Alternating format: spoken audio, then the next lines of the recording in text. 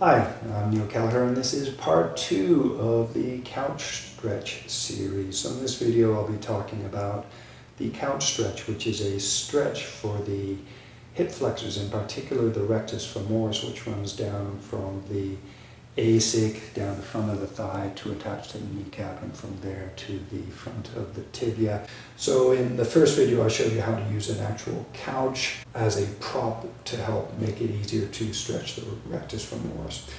In today's video we'll just be using the floor. So the main focus in this stretch is on stretching the rectus femoris, and one reason for that is rectus femoris of those hip flexors is probably the only one that can work to actively help straighten the knee along with the vastus muscles. In the couch stretch, the idea of stretching the rectus femoris is first to bend the knee by placing the shin against the wall with the knee bent, and then from there to either sink the hips down to open up the front of the hip joint, which causes the rectus femoris to stretch, but also in addition tilting the pelvis back so that there is a stretch to the rectus femoris. Now in yesterday's video I talked about how the hip flexors bend the hips forwards, or resist the hips bending backwards.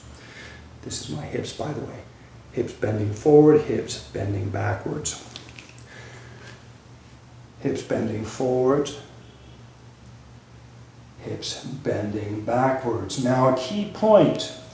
So the hip flexors actively bend the hips forwards. What bends the hips backwards? You can use your butt and or your hamstrings. Your hamstrings, if you're using your hamstrings, it helps if the shins or the knees are stable, so the hamstrings have an active foundation from which to work on the hip joints.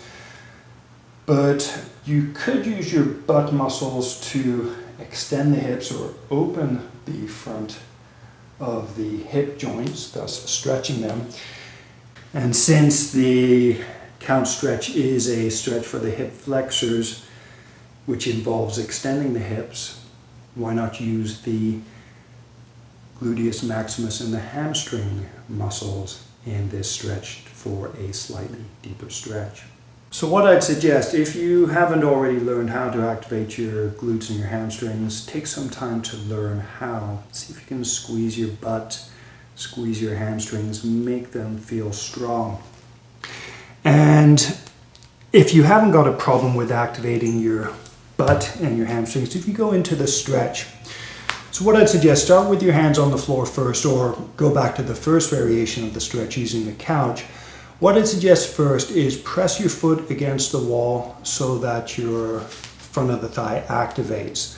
And just because the front of the thigh activates doesn't mean that you cannot also activate your glute and your hamstrings. If you have trouble activating glutes and hamstrings with the front of the thigh active, then leave it relaxed. Try activating glute and hamstring. So I'll show you like this, just so you can, actually I'll show you like this. So using the same side arm, I could activate glute and hamstring and use that action to push the hips down. Relax. Glute and hamstring, use that to push the hips down. Relax. Push the hips down. Relax. If I wanted to, in this position, pretending that my foot's against the wall, I could push my foot against my hand. Front of the thigh activates. Then from there, activate glute and hamstring. Relax.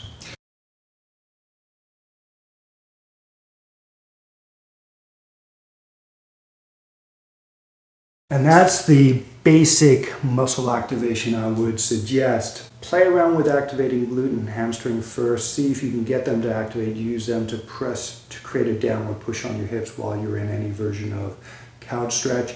From there, also play with first activating the front of the thigh, front of the hip, by pressing the foot back against the wall. So the front of the thigh activates, and then from there, keeping that active, then use your glute and hamstring. See if you can get a deep stretch there. And then building up from there, what you could do, so this is, and you could use this, why not? You could try it with the same side arm, whether on a couch or not. just to see if you get an effective hip stretch this way. But what you could then do from there, lift the chest, pull the belly in, push the foot against your hand or against the wall so the front of the thigh activates. Then from there, activate the glutes and the hamstrings, and then relax. Repeat that a few times.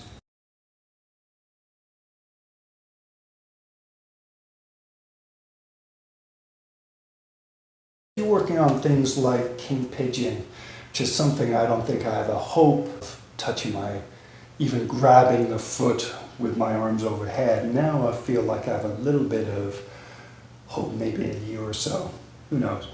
But something else you could focus on is bending the spine backwards. So if you're bending your spine backwards, make it an active back bend. Feel your spinal erectors activating. Feel the backs of your ribs pulling down. In addition, pull your belly in. In addition, do create an upward pull on the ASICS, especially on the back leg side. And then from there, activate the front of the thigh, activate the back of the thigh. So you're bending the hip backwards, you're also bending the spine backwards.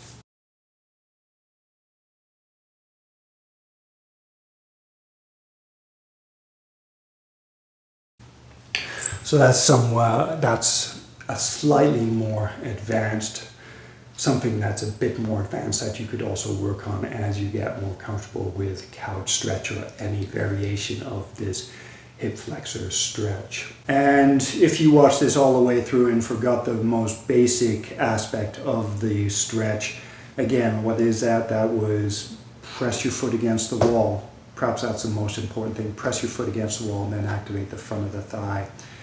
Or, adding on to that, lift your rib cage, pull the belly in, so activate your transverse abdominis, and then from there, push the foot against the wall, activate the front of the thigh. Additionally from there, if you like, try activating your butt and your hamstrings.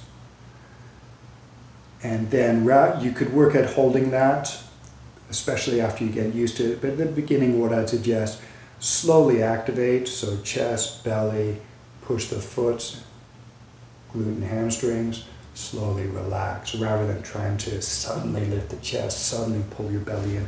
Make all of the actions slow and smooth, almost like you're breathing. You may find that your breath naturally becomes slow and smooth as a result. And also, because this is a stretch for the hip flexors, maybe not so critical because you're being active in the stretch using both the front of the hip flexors, and the back of the hip extensors. However, what I would suggest is do mix this in as you get more comfortable with the stretch. Do add some hip flexion, so forward bends, and you could practice the same muscle activations in forward bend, activating maybe the hamstrings and glute, seeing how that affects your forward bend, and then from there trying to activate your hip flexors in the front of your thighs to see how that affects your standing forward bend or your hamstring flexibility. Anyway, thank you very much for watching. Congratulations if you stayed and watched the whole thing, but even if you got some key points by fast forwarding, which is what I tend to do as well, hopefully this was helpful. If you liked it, please do share or subscribe, whatever way you think might be helpful. I would love it if you did either or both of those. And if you have any comments, that'd be great to hear from you as well. Thank you very, very much for watching. Namaste.